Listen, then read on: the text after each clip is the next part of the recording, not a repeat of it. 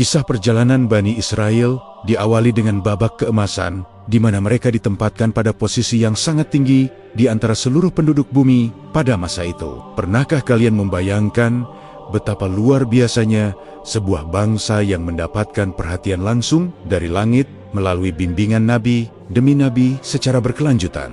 Allah Subhanahu wa Ta'ala memberikan kemuliaan kepada mereka melebihi bangsa-bangsa lain sebagai bentuk ujian ketaatan yang sangat besar bagi jiwa-jiwa yang terpilih tersebut. Keistimewaan ini bermula dari perjanjian suci yang mengikat antara leluhur mereka dengan Sang Pencipta untuk senantiasa menjaga tauhid di tengah kegelapan dunia. Bagaimana mungkin sebuah kaum yang diselamatkan dari penindasan Firaun yang kejam justru mulai memandang rendah bimbingan yang datang kepada mereka? Status sebagai bangsa pilihan seharusnya menjadi beban moral untuk berbuat kebajikan. Namun perlahan berubah menjadi rasa sombong yang mendarah daging dalam identitas mereka. Kita harus menilik kembali momen saat laut terbelah menjadi 12 jalur sebagai bukti nyata betapa Allah Subhanahu wa Ta'ala sangat menyayangi keturunan Nabi Yakub ini. Setelah menyaksikan mukjizat yang menghancurkan logika manusia, apakah masuk akal jika keraguan masih saja menyelinap di dalam hati mereka yang keras? Kedaulatan yang mereka peroleh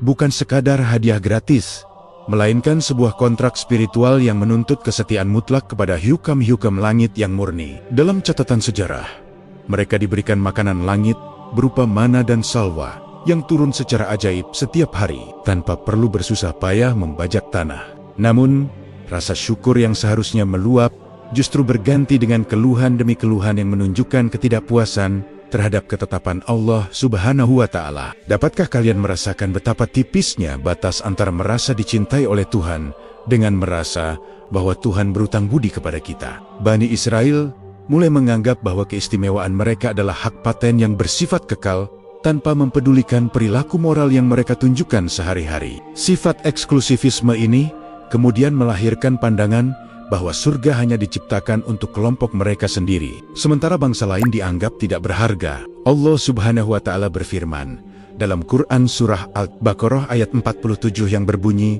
"Wahai Bani Israel, ingatlah nikmatku yang telah aku berikan kepadamu, dan bahwa aku telah melebihkan kamu di atas segala umat." Ayat tersebut merupakan pengingat sekaligus peringatan bahwa posisi tinggi yang mereka duduki adalah murni karena kasih sayangnya, bukan karena kekuatan mereka sendiri.